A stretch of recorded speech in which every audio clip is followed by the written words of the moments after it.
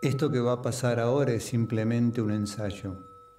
No es nuestra intención arribar a la representación escénica de una obra escrita y montada, ofrecida a una platea pasiva en busca de una emoción, sino de participar de un acto creativo producido colectivamente. En esta ceremonia la memoria será transformada en un relato compartido.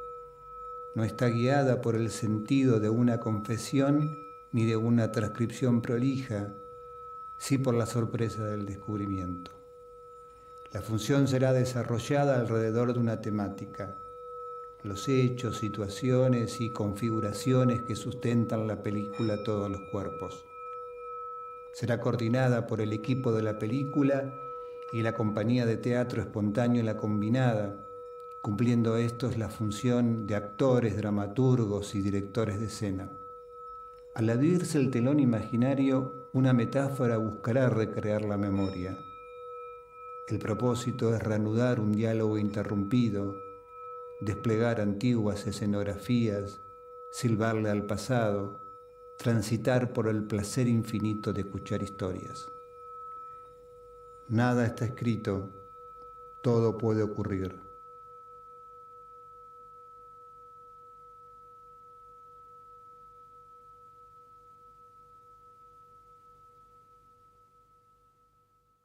Nosotros pertenecemos a una red de ordenamiento territorial del Poder Ejecutivo, son 17 organismos. Y le habíamos pedido a Oscar Tangelson, secretario de Política Económica, que nos diera una entrevista para contarle qué estábamos haciendo con la red. Y estaba Mónica, que también integraba conmigo, y con Roberto, los 3 delegados de la Secretaría de Política Económica en la red de ordenamiento territorial. Sí, Roberto.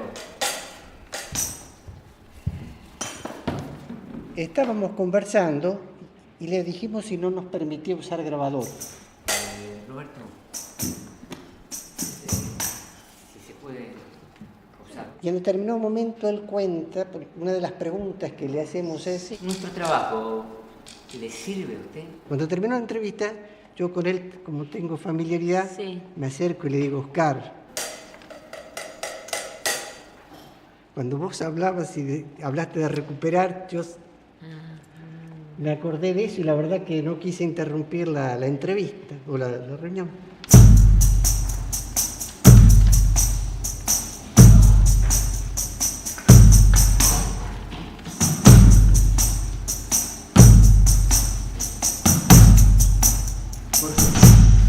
Sí.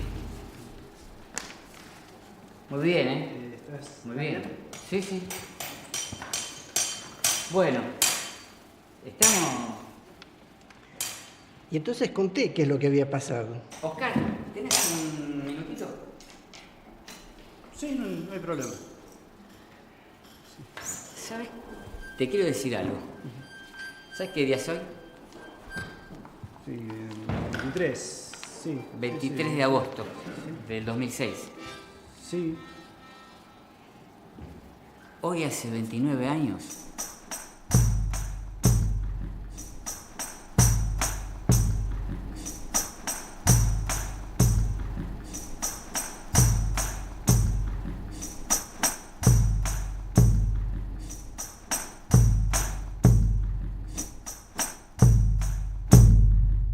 Una pavada, pero bueno. ¿Una pavada? Sí, una pavada, digamos.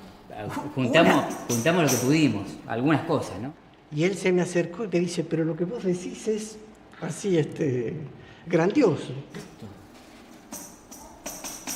Esto.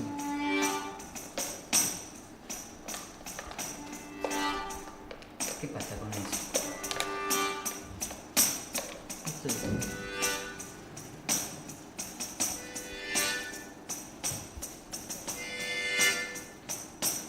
Pero fue hace 29 años. Ya, te imaginas. 29 años ya... Ni sé qué pasó, mira. ¿Es esto? ¿Qué cosa? ¿Es esto? ¿Es esto? Eso, es esto. Es eso, es esto. Es esto, es esto, es esto, es esto, es esto. Es mucho, Esto. es mucho.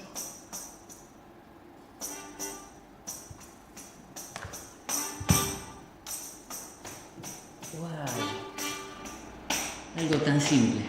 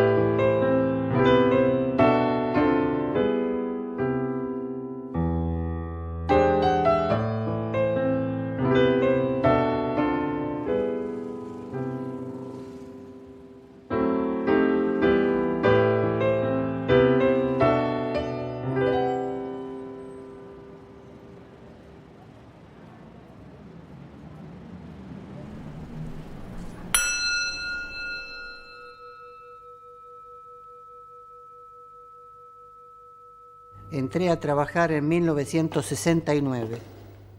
Primero entré en la Secretaría de Hacienda y estuve un año allí y después pasé al Instituto de Planificación Económica. En ese momento creo que todavía se llamaba Consejo Nacional de Desarrollo. Yo cuando entré en lo que se llamaba sector público, trabajaba en inversión, la parte de inversión pública. Y después yo quería pasarme a regional. Entonces, en el 73 conseguí que me pasaran a regional, a la Dirección de Economías Regionales. Y ahí estuve hasta el 77, cuando se disuelve. Acá me hice en este ministerio como economista que soy. Tengo ya 57 años. Y es toda una vida. Con Horacio fuimos como hermanos. Yo era como el hermano más grande de él en algún momento de su vida. Andábamos siempre juntos y entonces nos llamaban Mate Cocido y Bairoleto, que eran dos bandoleros populares, digamos así, o dos justicieros populares. Él era Bailoreto y yo era Mate Cocido. ¿Ustedes se lo pusieron esos nombres o otros se los pusieron? Él los puso. Ah, vos. Sí, porque no queríamos ser Batman y Robin, Claro. porque después había problema con Robin. Claro.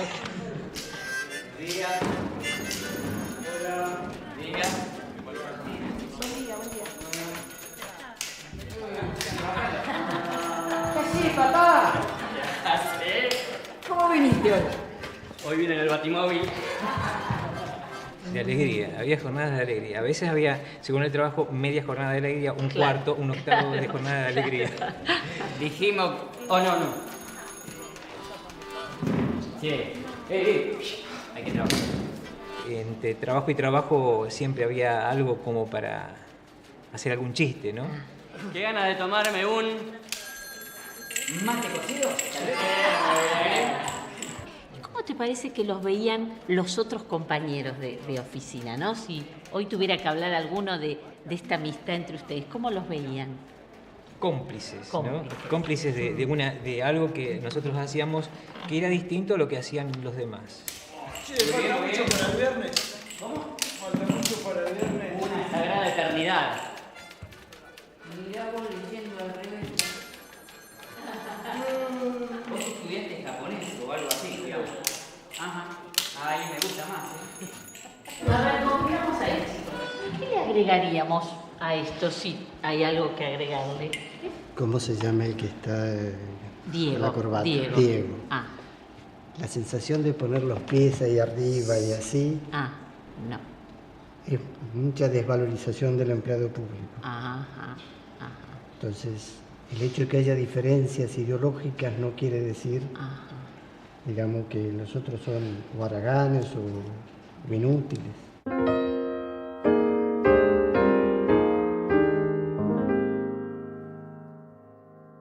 Con Jorge tenemos una relación de hermandad, digamos.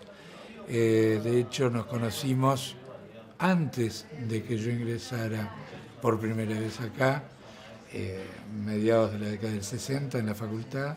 Horacio entra bastante después, yo lo conozco más en realidad a través de Jorge que por haber compartido trabajos con él. En ese momento se estaba tratando de lograr lo que seguimos sin lograr, un desarrollo más equilibrado de las distintas regiones de nuestro país, ¿no? Recién después del 73 se empieza a hacer un trabajo realmente muy interesante que es lo que se llamó el proceso de concertación del plan trienal del gobierno nacional con las provincias, ¿no?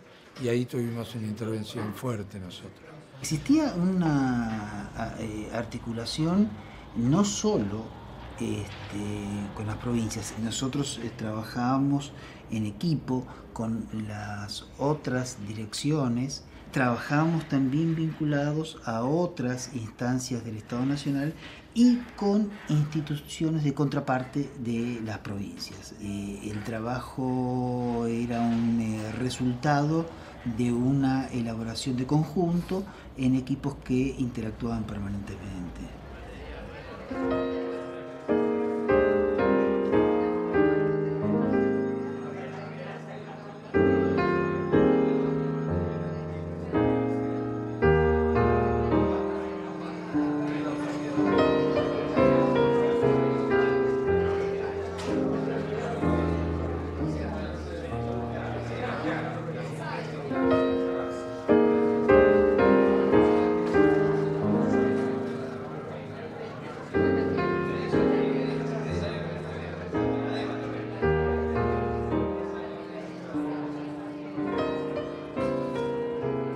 Ustedes saben cuál es el motivo por el cual hoy recordamos 30 años atrás en el Instituto de Planificación que había constituido entonces en el ámbito del Ministerio, se tomó una decisión.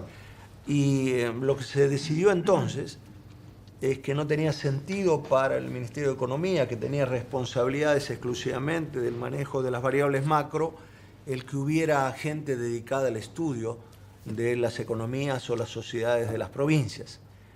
Tiene que ver con una concepción de lo que es la función de un funcionario público, pero tiene que ver esencialmente con cómo valorizamos, y eso es lo que yo quiero plantear hoy, la importancia que tiene lo que hacemos, el trabajo cotidiano, los esfuerzos de todos los días respecto a cómo nos compromete como parte de la dignidad que nuestro trabajo significa. Creo que todos nosotros en distintas esferas, en distintos espacios, trabajamos cotidianamente procurando aportar a un conocimiento mayor, a la toma de decisiones vinculada con la situación económica, social de la Argentina.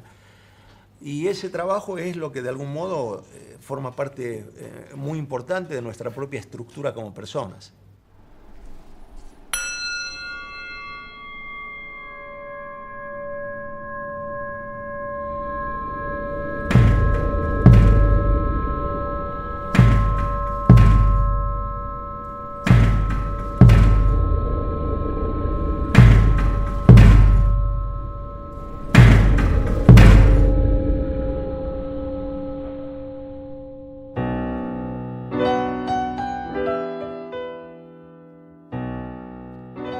Sabíamos que existían, que desde hacía tiempo andaban por allí diagramando, planificando, dibujando también sus propios sueños. Andaban por allí olfateando calles, rincones, plazas, fábricas, oficinas, oliendo lugares de vida, marcando territorios. El 24 de marzo de 1976 Las Fuerzas Armadas dieron un golpe cívico-militar. Vinieron los discursos, las leyes y las acciones. Un país distinto, una vida distinta. Pensar, amar, trabajar, estudiar, obedecer, transgredir, relacionarse, todo fue distinto. Inauguración también de historias chiquitas, traviesas, cotidianas. Es cierto, todo fue distinto.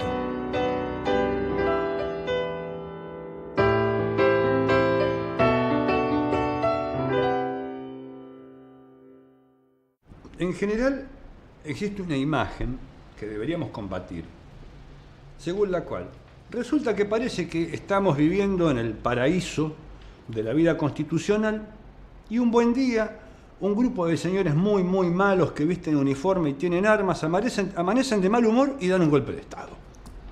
Las cosas no son así. Es decir, los golpes de Estado son proyectos político-económicos que requieren elaboración, que requieren planificación, digamos que siguen una estrategia.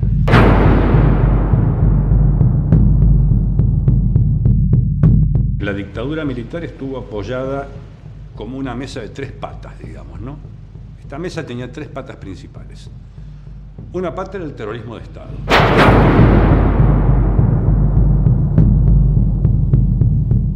La otra pata era el modelo económico que llevó adelante, digamos, emblemáticamente Martínez de Oz. Y la tercera pata era el proyecto cultural.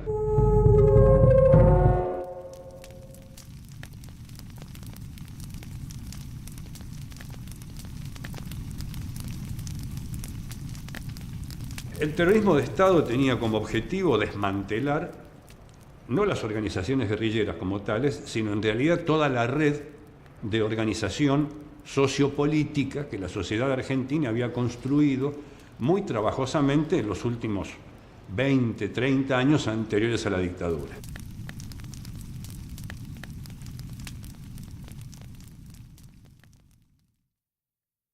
El terrorismo de Estado surge en un país donde estábamos empezando a querer aprender a ser libres, digamos, en nuestros entender, con nuestros pensamientos, nuestros proyectos.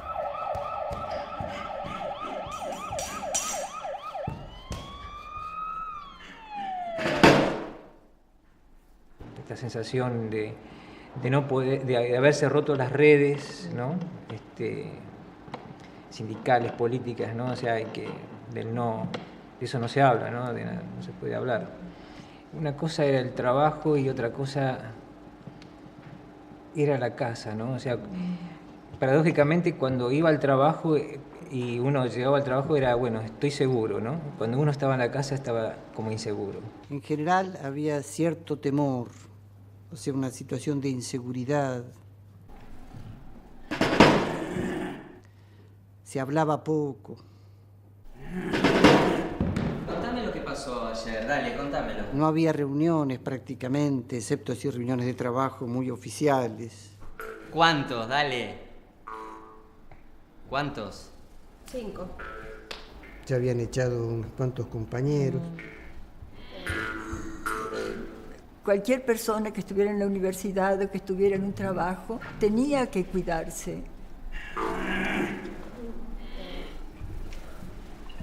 Esa es la prematanza. Mario no va a venir hoy. Habían despedido a algunos compañeros. Habían desaparecido algunos compañeros también ya. Así que si vos podés hacer el trabajo de Mario, o lo repartimos. No sé, cada uno. Yo hoy tengo que salir antes, disculpa. ¿Y quién hace el trabajo de Mario? La estrategia del terror es brillantemente eficaz y eficiente porque con poco consigue mucho. Alcanza con que parezca que es arbitraria. Si parece que es arbitrario, aterroriza a todo el mundo. El otro día vi una película. Sí, ay, me causó tanta gracia. ¿De Olmedo? Creo que sí. ¿En qué cine? No, me la contaron. Ah. ¿Qué te dijo? No sé.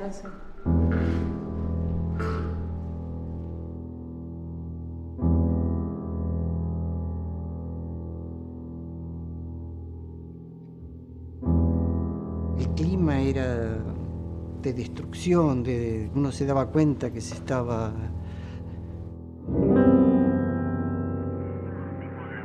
Habían desaparecido algunos compañeros también ya.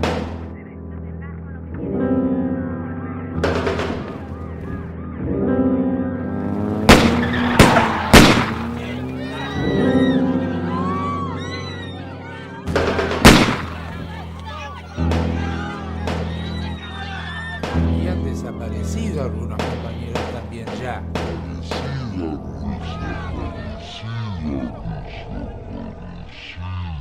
Y algunos se los habían llevado del ministerio. Mario no va a venir hoy.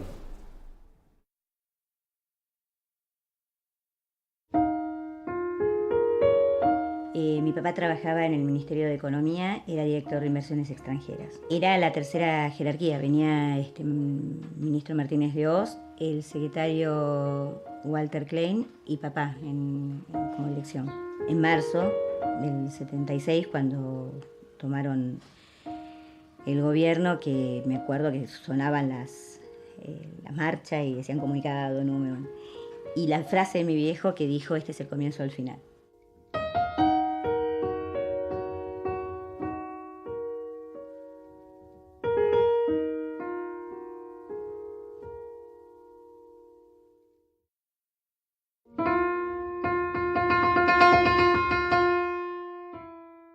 El día que desapareció, justamente llamó a decir que tenía una reunión con Walter Klein y Martínez de Oz y que después venía para casa. ¿Cómo se produce? Es el día de hoy que todavía no sé cómo se produjo la desaparición. Te puedo contar cómo fue el proceso. O sea, papá ese día llamó a las 8 diciendo que se iba a retrasar, llegaba generalmente 8:30, muy puntualmente. Que se iba a retrasar un ratito, que calculáramos una hora que estaba en casa. Pasó una hora, pasaron 2 horas, pasaron 3 horas, no tuvimos noticias de él. A eso de las 12 de la noche empezamos en el interín, tratando de comunicarnos en el ministerio. En esa época no existían los celulares, con lo cual llamando a la oficina de él, llamando a la gente conocida a ver si alguien tenía alguna noticia. Nadie lo había visto. Fuimos a la comisaría, hicimos las primeras intervenciones así que tuvieran que ver con la búsqueda de que si había tenido algún accidente o había sido detenido. No había ninguna noticia de él. En el interín conseguimos la dirección de Walter Klein y a las 2 de la mañana nos fuimos hasta la casa que él vivía en esa época. No te diría exacta la zona, pero no sé, Martínez, San Isidro, por esa zona, una casa con... Me acuerdo que viajábamos, una casa con rejas negras, que pedimos por favor que nos atendiera, explicando quiénes éramos, y hizo decir por la seguridad que no tenía ninguna noticia de mi padre y que no nos iba a poder atender.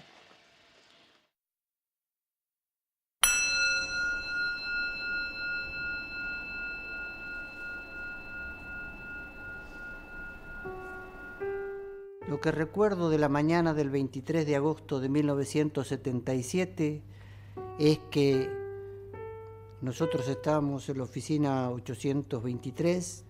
En ese momento estábamos solamente con Horacio González porque la jefa se había retirado.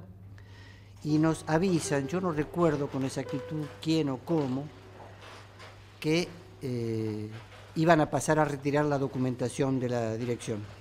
¿Qué tal, Jorge? Bien. ¿Vos? ¿Cómo te va?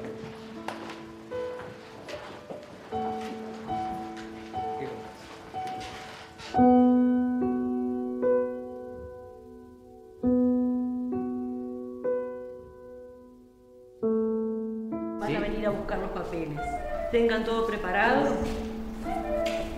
Yo me tengo que ir. ¿Vos te acordás cómo nos distribuíamos en esta oficina? Y creo que el frailero estaba por ahí. Yo tengo un recuerdo distinto. A ver. Contra la ventana, digamos, mirando hacia acá, estaba la directora. Anda, no. Bueno, sí, yo me tengo que Sí, sí. retirar. Por favor, ¿eh? No lo olvides, gracias. Toda esta pared eran armarios de metal.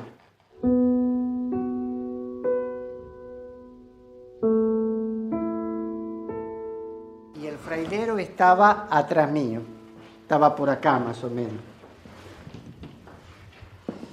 Creo que quedaba bien decirle frailero por su carácter así austero, de líneas, un armario de líneas súper sencillos.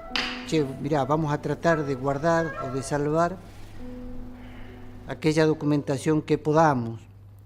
Algo, lo que podemos guardar. Algo de cada provincia, algo... Las actas de concertación con las provincias que se acababan de hacer años anteriores dentro del plan trienal, los informes sectoriales del plan trienal. Del famosa Catamarca. De cada provincia. Anda buscando los informes sectoriales. Provincial, por lo menos uno por provincia. Busca lo que puedas. Que nosotros pudiéramos rescatar. De hecho, todos los seleccionamos, pero los seleccionamos a toda velocidad y más o menos veíamos lo que nos parecía que podía ser o que nos iba a servir, lo metíamos ahí adentro. El aviso que nos daban era: a las 2 de la tarde van a venir a retirar la documentación. Entonces, desde las 11, del momento que a nosotros nos notifican, hasta las 2 de la tarde entramos a guardar. O sea, a mirar los otros armarios e ir sacando de los armarios lo que nos parecía que valía y lo íbamos llevando al armarito chiquito. Y a las 2 de la tarde llega Coco Mastandrea con una carreta. Coco Mastandrea era de la sección de publicaciones.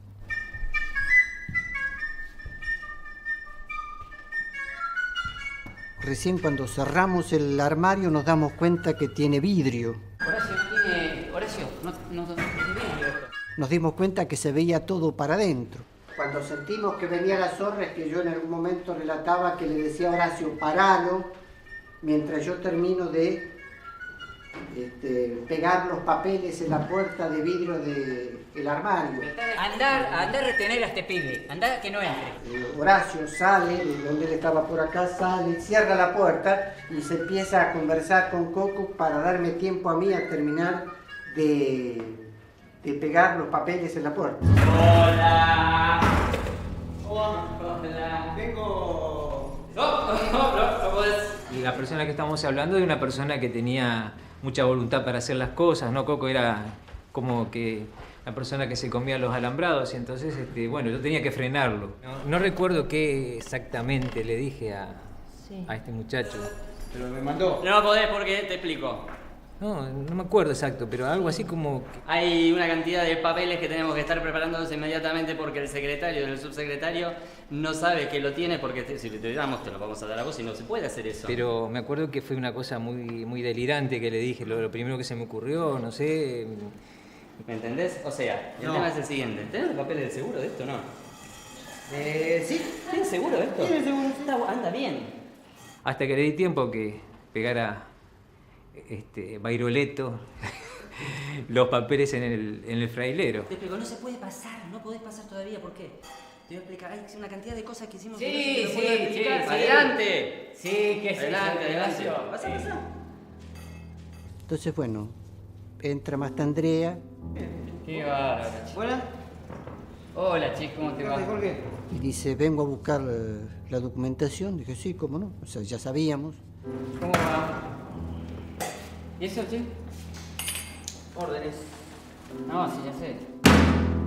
Entonces él fue cargando todo. Una vez que llenó la primera carreta, se la llevó. Bueno, sí, está bien.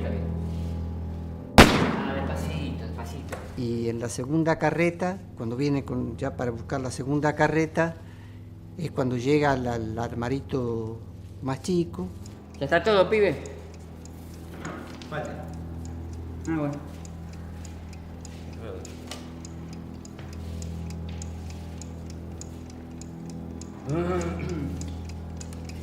Qué bárbaro, ¿no? Venga, yo lo sé. Gracias, Jordi. Gracias, ya te lo llevo.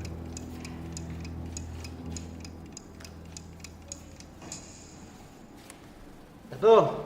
Sí, parece que sí. Parece que sí. ¿Está todo? Entonces me pregunta, me dice que lo abriera, entonces yo le dije que era personal. Ah, acá están los bolsitos. Sándwiches. ¿Viste cómo es lo que es? Sí, sí.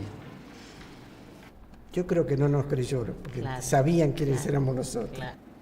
La ropa, yo me cambio. Siempre que vengo acá, me cambio. En el baño, viste, hago como pelo.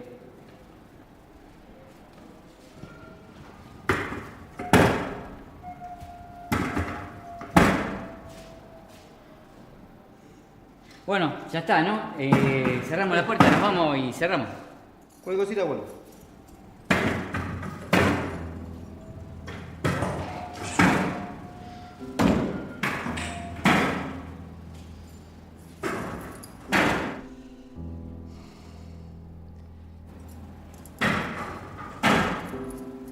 Se fueron, yo ya no tengo más recuerdo, digamos, creo que al día siguiente, ahí nomás, no, a mí por lo menos me mandaron a otra dirección. Me llevo la de ayer. Hace frío, ¿no? ¿Eh? Hace frío. Y sí, como en invierno. Ahí se separan ustedes, Sí, ahí a cada sí. uno lo mandan a un lugar diferente. Y cuando yo me pasan a la otra dirección, yo me llevo el flairero, digamos.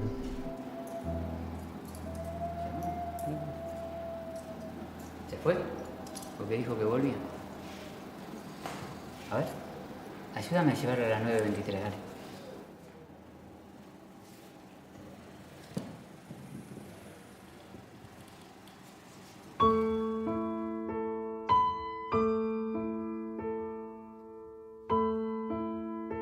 De alguna manera era un gesto de compromiso. Y ahí había mucho trabajo que yo también había hecho, o sea, no era mío solo, porque a lo mejor los trabajos que había hecho yo eran mínimos, pero digo, era trabajo que hicimos nosotros con toda la ilusión de que sirviera para hacer una Argentina un poco más justa. La verdad que era un compromiso. Estaba pensando en las ideas no se matan.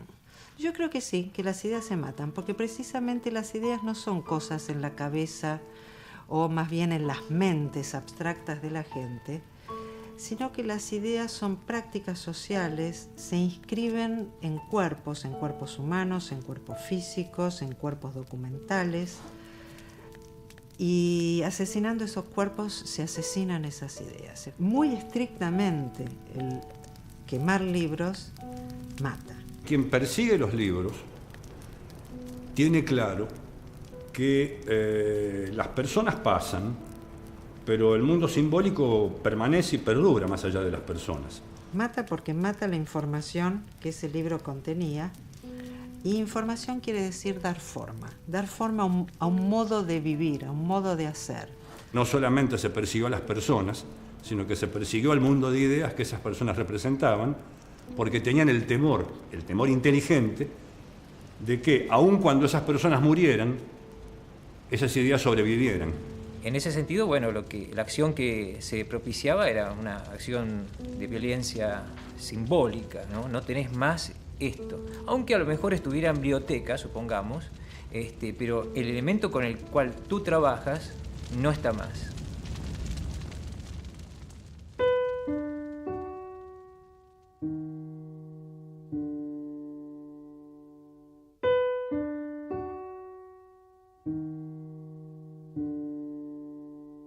Me gustaría ver que la zorra, aparte de los documentos, se lleve a personas y ver qué sienten en el camino esas personas.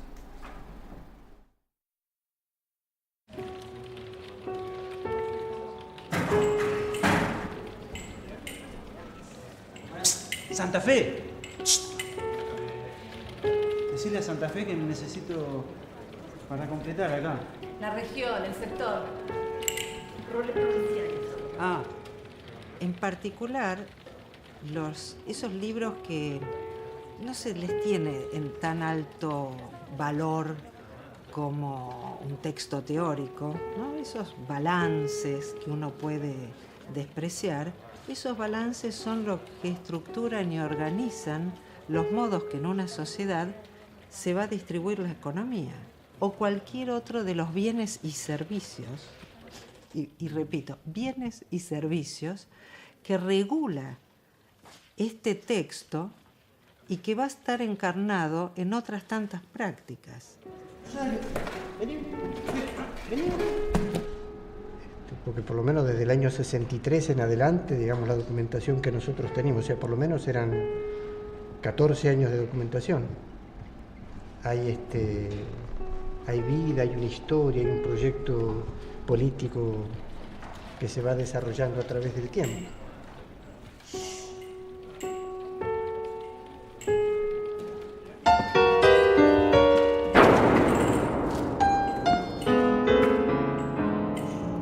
Si vos querés que un proyecto vaya más allá y perdure en el tiempo, vas a tener que tratar de destruir el mundo de ideas que esas personas representaban.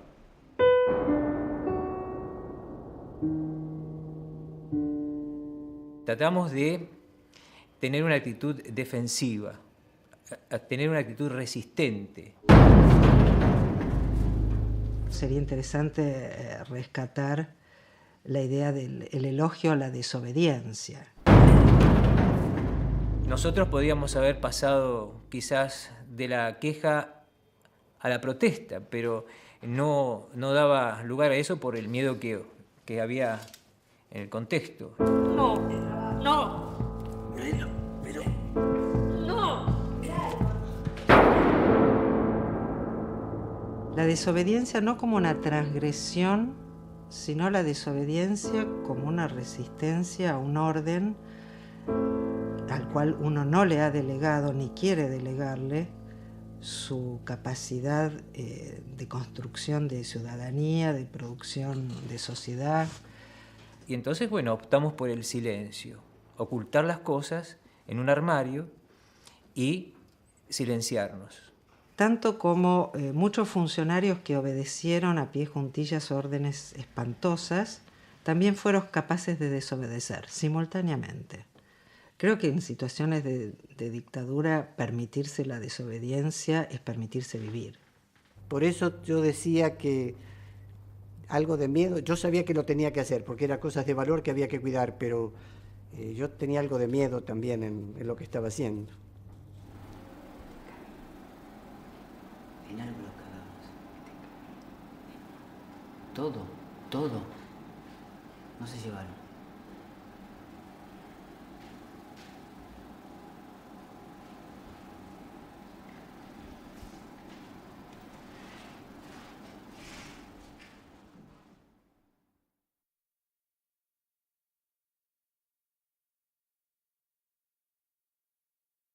Nunca le pregunté a Coco Mastandrea qué había pasado con la información que él se llevó de nuestra oficina.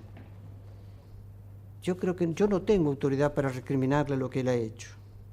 O por lo menos yo no me siento con autoridad para recriminarle a Coco Mastandrea lo que él hizo. Me parece que ser sumamente, no sé, prudente, misericordioso, porque yo puedo pensar que él era un colaboracionista. Pero yo tampoco estaba exento de ser un colaboracionista. Entonces yo no tenía autoridad para señalar a alguien cuando yo también podía estar en la misma. Así que... la capacidad o no de obediencia a una orden aberrante no está determinada, y en esto ha habido muchísimos estudios después de la Segunda Guerra Mundial, por ninguna ideología, ni por la raza, ni por el sexo, ni por la edad, ni por la historia anterior. Personas que fueron capaces de resistir en un momento, en otro momento no tuvieron la fuerza suficiente para hacerlo. No era la obediencia la única opción. Una persona frente a una orden aberrante puede enfermarse, puede hacer que se enferma. Una de las formas de resistencia más creativa que conozco fue esto de no perder la capacidad de jugar. Ahora tenemos que recuperar también esa práctica de poder jugar como una forma de trasladarnos a otro lugar, a otro tiempo, y poder hacer cosas que tal vez si no jugáramos no podríamos hacer. Buena parte de la gente responde obedeciendo porque precisamente nunca se preguntó si era posible no obedecer. Te arreglás como podés y no te podés disfrazar de chino porque no sos chino, no te podés disfrazar de bruja porque no estás en carnaval. Es una... ¿Y vos de qué te disfrazaste? Yo de señora correcta.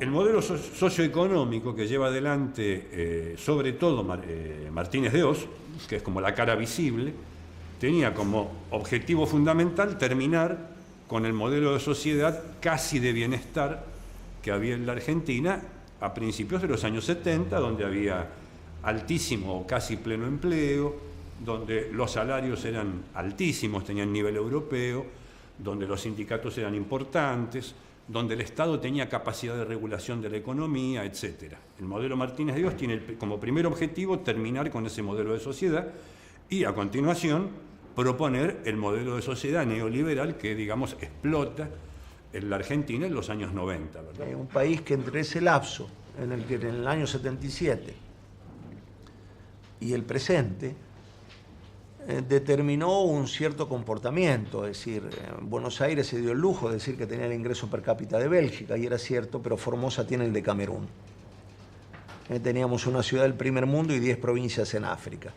Entonces era contrario a la posibilidad de profundizar esa forma de creciente asimetría en la realidad social de la Argentina, el eliminar cualquier elemento de información que tuviera que ver con una descripción objetiva, comprometida respecto a lo que ocurría en el interior del país.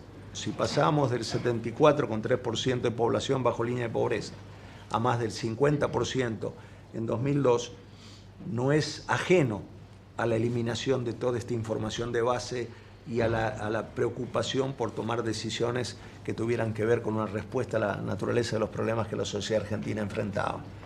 Uno de los grupos de civiles que participó en la planificación y elaboración estratégica de la dictadura se lo conocía como el Grupo Perrió, un grupo de profesionales, de intelectuales y militares que coincidían en por lo menos lo siguiente: el diagnóstico del país, en que este país así diagnosticado había que cambiarlo completamente y que la única forma era dar un golpe de Estado que desatara el mayor cambio conocido en la historia argentina desde 1940 en adelante.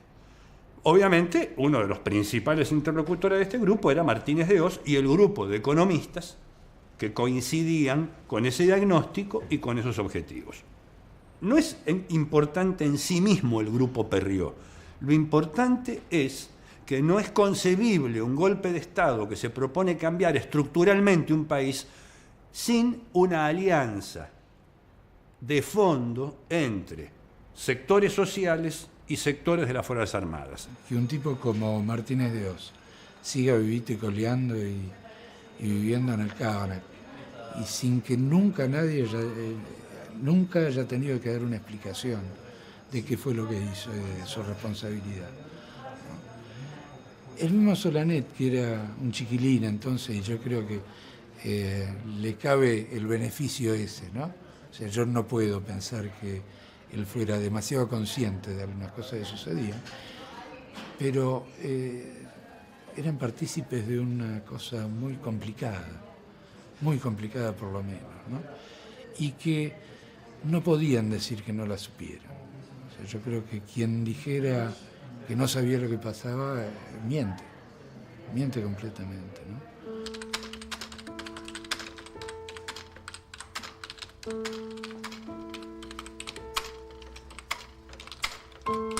Nosotros invitamos a todas las personas que formaban parte de esta historia.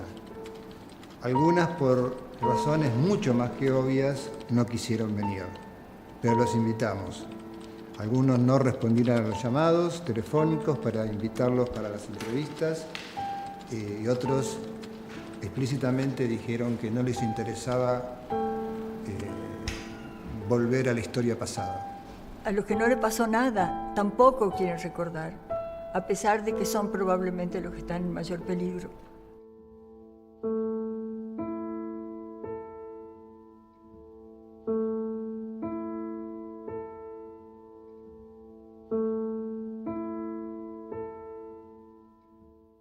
Lo que es muy peligroso es resguardarse sobre una supuesta responsabilidad técnica para eludir la responsabilidad política.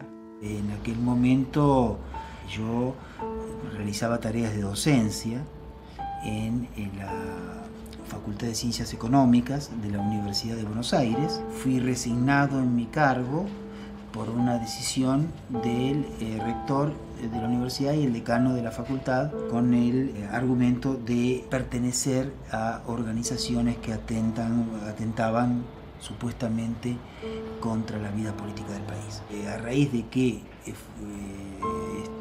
yo fui expulsado de la universidad, me pidieron la renuncia en el INPE también. ¿Quién te pide la renuncia? Bueno, en aquel momento estaba de director del INPE Manuel Solanet.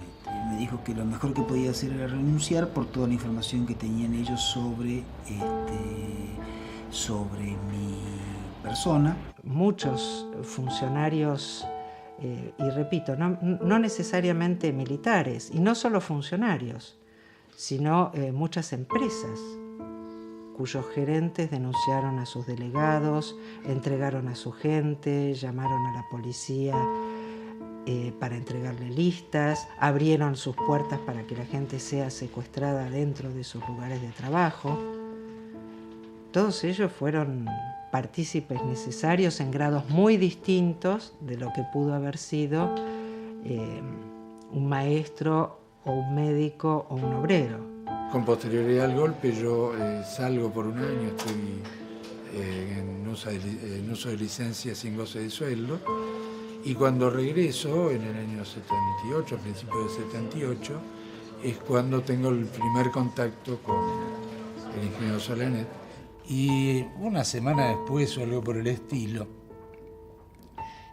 matan al licenciado Padilla, que era asesor de Martínez Dios. Como reacción ante eso, nos llaman de a uno y nos dicen: mirá, estás en la lista, te declararon prescindible. Le pido hablar, pido una entrevista, quiero hablar, ¿qué pasó? Entonces la respuesta no me la olvido más. Mataron a mi amigo, yo tengo que hacer algo.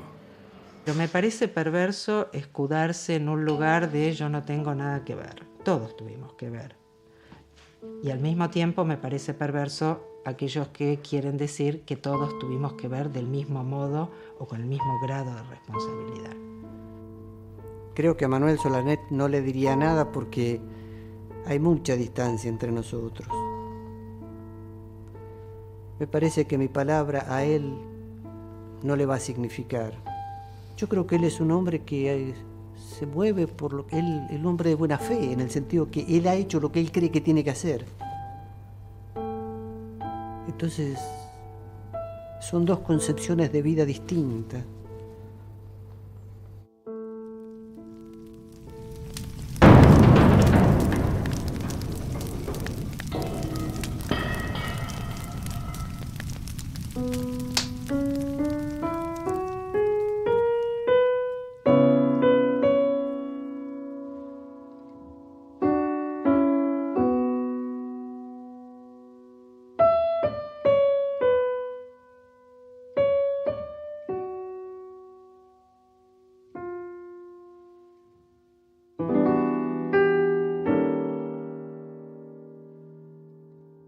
En la dictadura se hace una adaptación del organigrama del Ministerio del Interior y se crea una llamada Dirección General de Publicaciones que tenía su sede en la calle Moreno al 700. Y el objetivo de esta Dirección General de Publicaciones era controlar, es decir, leer, analizar y clasificar todo lo que se publicaba en la Argentina y que estuviera bajo la mirada del Poder Federal. Y la tarea consistía en que hacían un informe por cada publicación analizada, es decir, cada publicación tenía un pequeño expediente, y este informe terminaba con una recomendación. Esta recomendación era elevada al ministro, y el ministro, con esa recomendación, tomaba la decisión política. Y en ese caso, una decisión de ese carácter, que tiene un carácter, si ustedes quieren, conceptual, del vínculo de responsabilidad de un gobierno nacional con respecto a los gobiernos y a la situación de las provincias, se materializó en un hecho.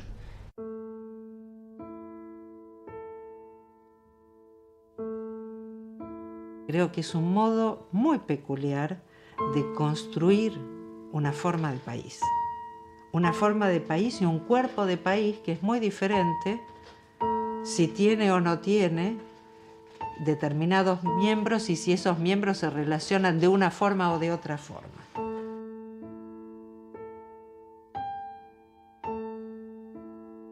No sabemos qué ocurrió. Desapareció, como desapareció parte de la vida en la Argentina, desapareció también el producto del trabajo de muchos argentinos.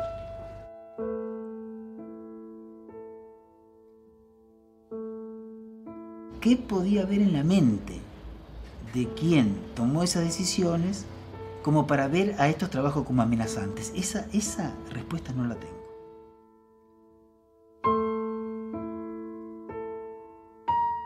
Si en el camino cae un libro de economía regional, micro, digamos, no de economía regional con proyección, micro, una investigación chiquita, monográfica, o cae un libro de, la Cuba electrolítica, porque dice Cuba y los Cubas comunistas, o El Principito de Saint-Exupéry, vos decís, pero si entonces esto no tiene ningún criterio.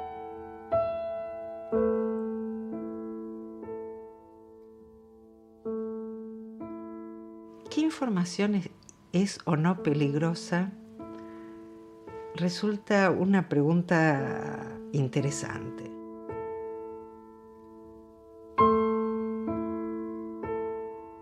Y mirá, estos animales, piensa el intelectual o el hombre de la cultura, si prohíben El Principito, prohíben un librito de economía regional, o son tan brutos que creen que un libro, porque se llama La Cuba electrolítica, en vez de ser un libro de física, puede ser un libro de ideología. Hay que tener cuidado porque son muy brutos, genera terror. No. Fíjate, los brutos no se pueden meter con el sadismo que estos tipos se metieron.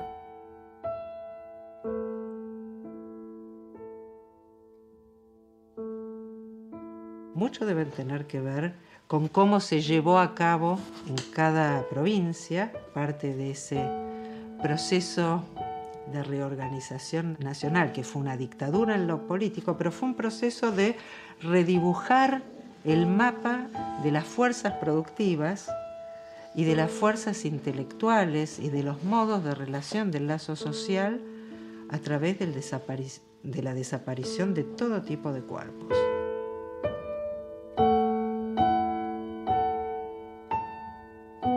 Y yo creo que hay una correspondencia muy clara y muy directa entre la desaparición de personas y la desaparición de costumbres, entre la desaparición de cuerpos y la desaparición de símbolos, entre la desaparición de militantes y la desaparición de valores culturales.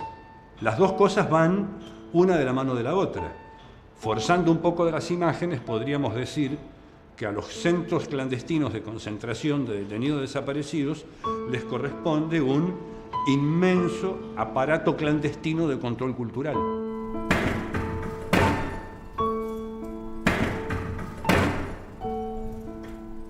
Yo quisiera pedir algo, es que si esto termina así, realmente es muy triste, porque lo último que uno ve es la zorra llevándose a la gente.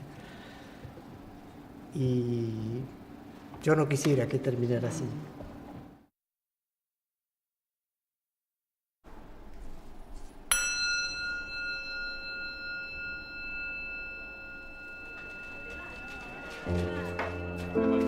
En 1977 en nuestro país no se trabajaba con computadoras personales. No existían las ediciones digitales ni la posibilidad de albergar datos y archivos en memoriosos CD-ROMs, cómodos DrivePens o compartirlos en red. Todo intento por abolir la memoria, deshacer el origen, la pluralidad, la disidencia o aniquilar un patrimonio de ideas generaba miedo, pero muchas veces también ingenio y creatividad. Se tornaba decisiva entonces la capacidad de valorizar cada papel, cada original, de generar condiciones para preservarlos, cuidarlos, socializarlos.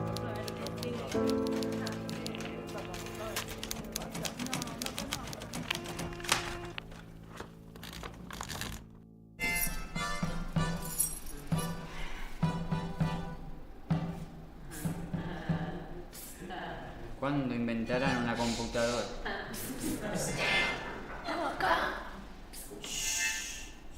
Yo no recuerdo haber vuelto a abrir ese armario porque yo sentía que era compromiso, no para mí, sino para los que estaban conmigo, porque si alguien ve qué es lo que yo tengo ahí y no cuenta qué es lo que yo tengo, o sea, para no comprometer a nadie yo no abría el armario. Hace un par de años que estoy llevando el frailero para todos lados.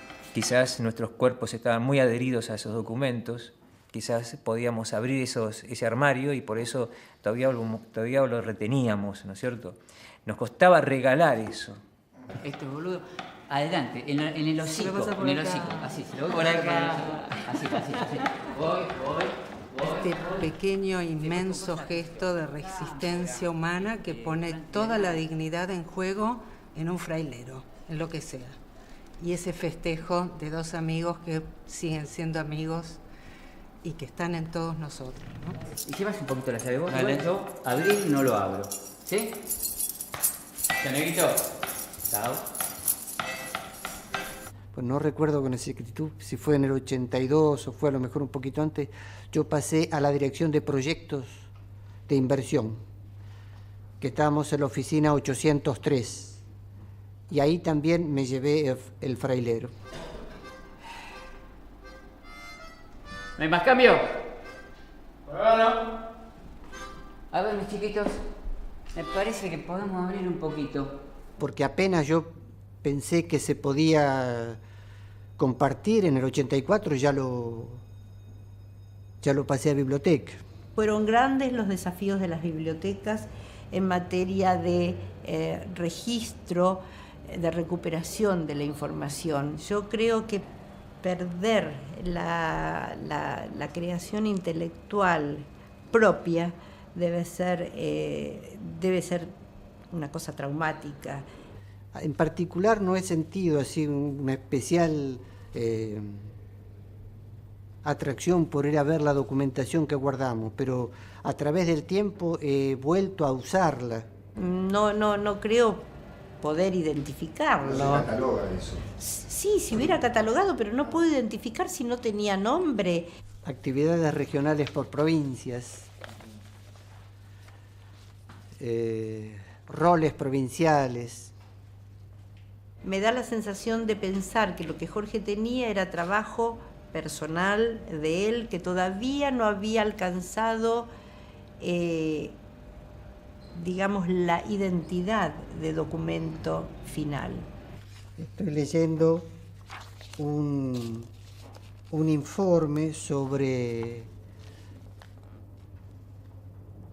Era una evolución posible de la población argentina hasta el año 2000. Analizada por departamentos. Es extraño que cuando se inicia un periodo democrático, uno está trabajando para una organización y esa organización emprende una tarea de estudios de desarrollo regional para toda la región Patagonia, etcétera, región centro. Uno no se acerque y diga, o sea, cómo evalúa ese caudal de información que tenía. En democracia no sentíamos que esa democracia recién llegada fuera una democracia todavía. Voy a añorar siempre que Jorge no se haya sentado con Araceli y me haya dicho antes de 7 años, porque fue mucho tiempo. Mucho tiempo. ¿No sentiste en ningún momento que lo guardaste mucho tiempo? No. A ver. ¡Opa! ¡Qué de polvo! ¡Horacio!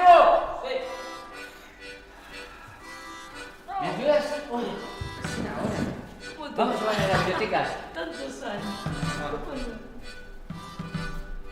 ¿Tienen algo para decir? Porque van derechito a la biblioteca, ahí se van a quedar. ¿Qué les hubieras dicho a ese frailero, a lo que había allá adentro? ¿Qué les dirías? No sé. ¿Cómo los despedirías? ¿Qué sentiste bolero. en ese momento? ¿Eh? Un bolero. ¿Un Tanto bolero? tiempo ha pasado. ¿A un bolero?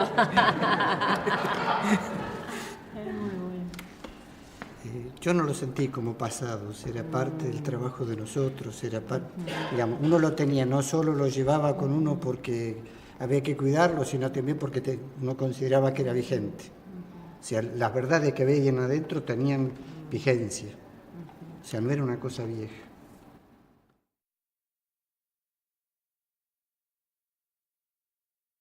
Me parece que cuando yo entregué la documentación me vino como cierto alivio, como si yo tuviera la responsabilidad de cuidarlo, y a partir de que lo entrego medio como que ya esa responsabilidad disminuye. Mira, Horacio, todavía se ve el lomo ahí, ¿no? Lo pusieron entre, ¿viste? Entre todos los azules. Sí, ahí. sí, ahí está. Mirá, mirá ahí abajo la carpeta. ¿Te acordás la carpeta del 74? ¿Te acordás cuando murió Perón, que juntamos todo el material? Cierto, que lo volvimos a reeditar. Sí. Y ahora apareció. Qué bárbaro. Dentro de lo que a mí dependió, yo traté de cuidarlo y lo entrego a la biblioteca, que es el organismo, digamos, oficialmente encargado de cuidar estas cosas. Qué bárbaro. En nombre de este amor y por tu bien, te digo adiós. Todavía canta. Y canta bien, ¿eh?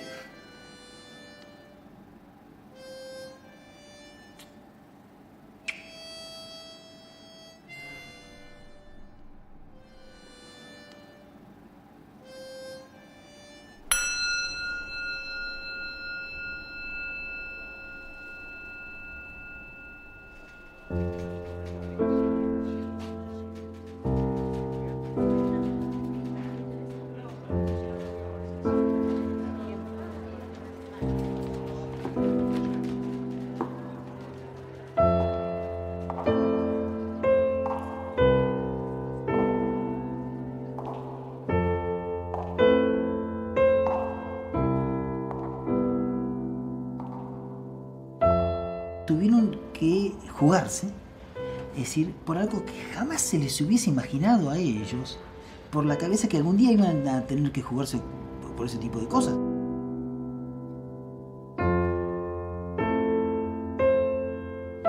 Un Estado, para instalarse, para existir, tiene que invocar una razón de Estado que habilita a quienes nos gobiernan a tener secretos de Estado.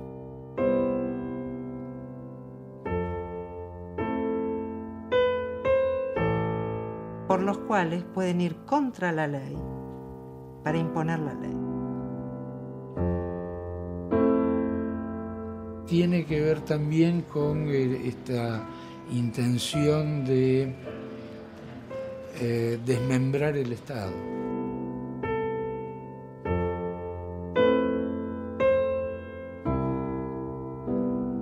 En los últimos años nosotros en la Argentina hemos trabajado mucho el tema de la memoria, lo cual es bueno, obviamente es muy bueno, pero también tiene sus riesgos, porque uno de los riesgos principales es la tendencia a olvidar que no existe una autonomía de la memoria. La memoria es parte de la cultura.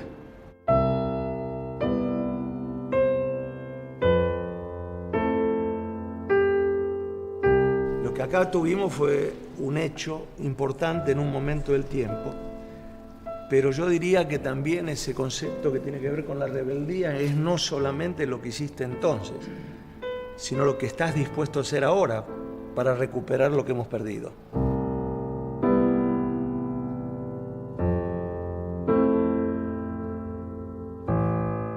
Lo que produce el cuerpo, los trabajos, los documentos, de alguna manera hacen a nuestra existencia, a nuestro pasado, a nuestra historia. Y entonces que nos saquen eso, que se apropien de eso de una manera violenta, es arrancarnos parte de nuestro cuerpo, ¿no?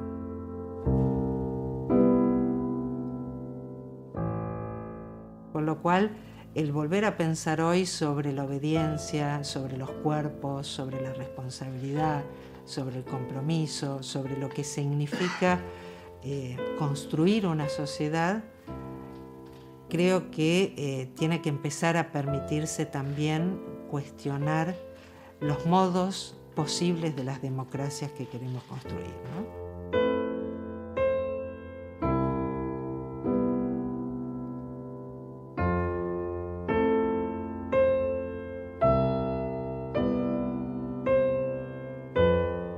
Hoy lo cuento porque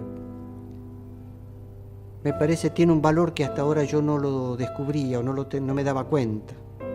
Valor de símbolo, como de cuidar la documentación, que es expresión del trabajo de un grupo de gente, y ese trabajo con la intención de alcanzar un objetivo de mayor justicia en el país, por ejemplo, por decirlo en forma genérica.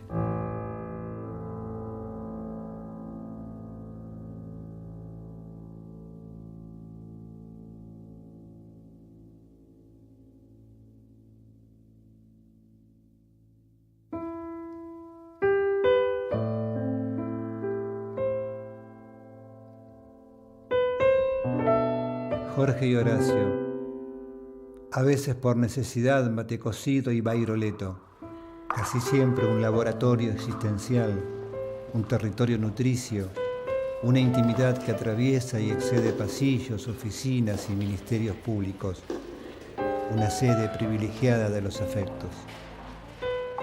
Juntos vivieron una historia de aventuras, una inesperada travesía institucional en la que restauraron el trabajo y su posibilidad de transformación, el riesgo y las agallas, el amor y el compromiso, intensidades vitales sin estatutos, sellos ni metas. Una historia chiquita, traviesa, cotidiana, algo tan simple como develar lo que estaba oculto, dejar al descubierto, liberar lo encerrado. Algo tan simple que abrió cuerpos, afectos y pensamientos imprevistos, que los excedieron, que nos excedieron. Los finales nunca cierran relatos, invitan, eso sí, a múltiples preguntas. En este caso, a pensar qué significa pensar, qué significa nosotros, qué significan los vínculos. También a habitar el presente y la fidelidad de la memoria, o al menos al ejercicio de su reconfiguración.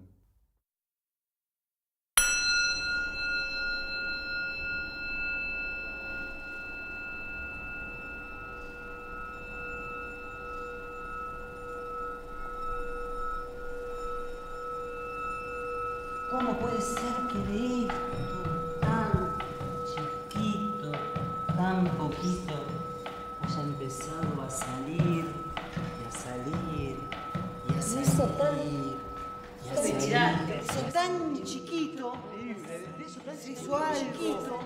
Uno no lo considera, lo que hizo no lo considera algo extraordinario. Algo como que sucedió. Por eso a veces hay cosas que uno no las rescata de la memoria, ¿no? O sea, lo hicimos, sucedió, y entonces es algo que en ese momento no le dimos importancia. Pero ahora sí, ahora de vuelta, es como, esto es un gran recuerdo que justamente lo estoy pasando por el corazón.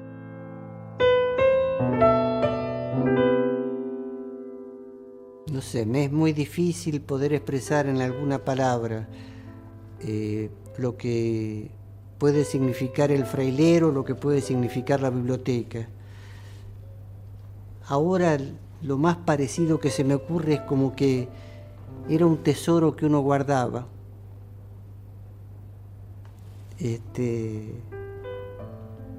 Pero que no era mío.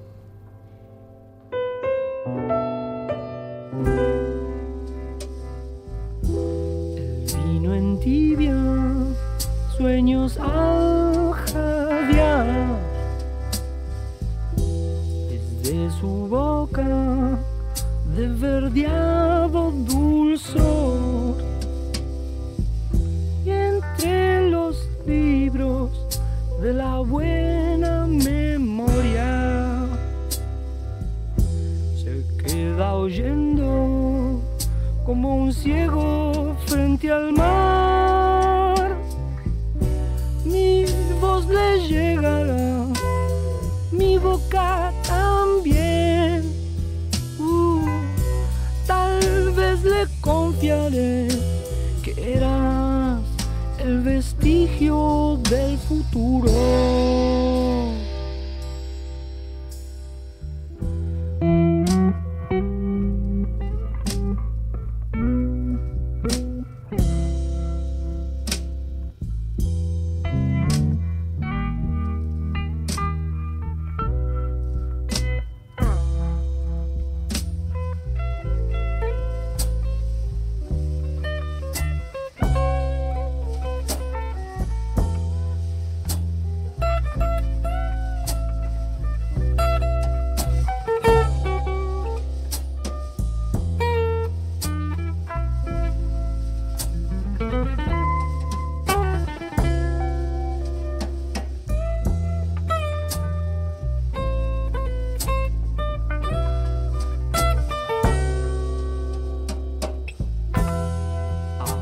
Crecido un tallo en el nogal,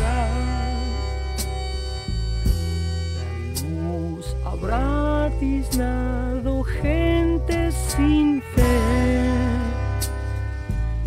Esta botella se ha vaciado también, que los sueños se cobijan del rumor. Licor, no vuelvas ya, deja de reír. No es necesario más, ya se ven los tigres en la lluvia.